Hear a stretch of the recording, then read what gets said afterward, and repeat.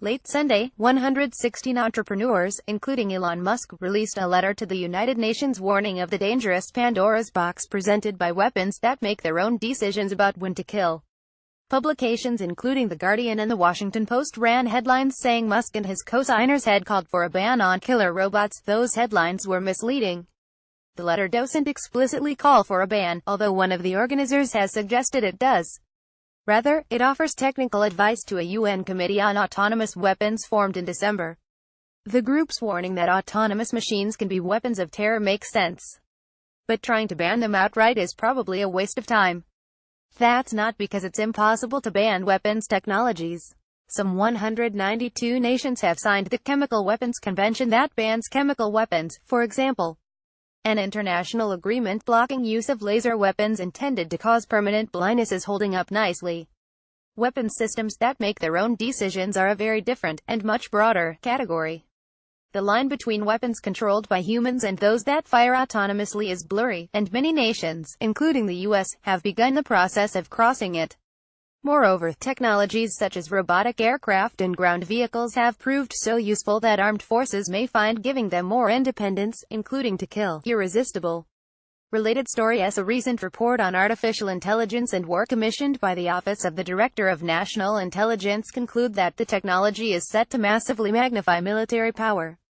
Greg Allen, co-author of the report and now an adjunct fellow at nonpartisan think tank the Center for New American Security, doesn't expect the U.S. and other countries to be able to stop themselves from building arsenals of weapons that can decide when to fire. You are unlikely to achieve a full ban of autonomous weapons, he says. The temptation for using them is going to be very intense. The U.S. Department of Defense has a policy to keep a human in the loop when deploying lethal force. Pentagon spokesperson Roger Cabinet said that the U.S. has declined to endorse a ban on autonomous weapons, noting that the department's Law of War manual specifies that autonomy can help forces meet their legal and ethical obligations. For example, commanders can use precision-guided weapon systems with homing functions to reduce the risk of civilian casualties, said Cabinet. In 2015, the UK government responded to calls for a ban on autonomous weapons by saying there was no need for one, and that existing international law was sufficient.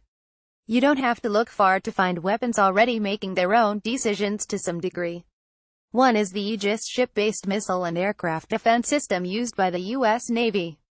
It is capable of engaging approaching planes or missiles without human intervention, according to a CNAS report. Other examples include a drone called the Harpy, developed in Israel, which patrols an area searching for radar signals. If it detects one, it automatically dive bombs the signal's source.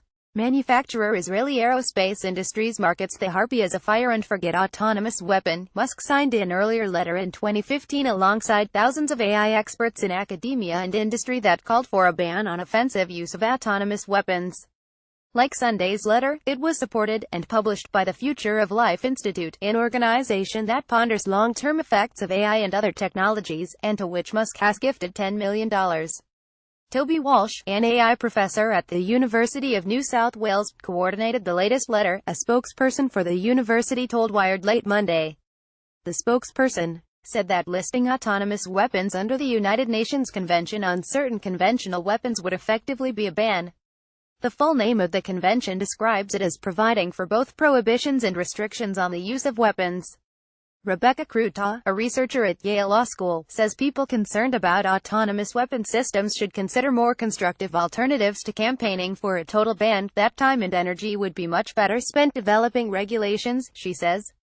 International laws such as the Geneva Convention that restrict the activities of human soldiers could be adapted to govern what robot soldiers can do on the battlefield, for example.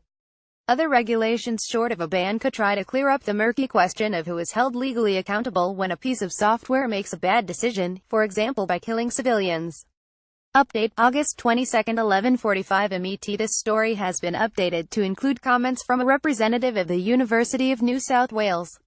Update: August 24, 12:45 PM ET. This story has been updated to include comments from the U.S. Defense Department.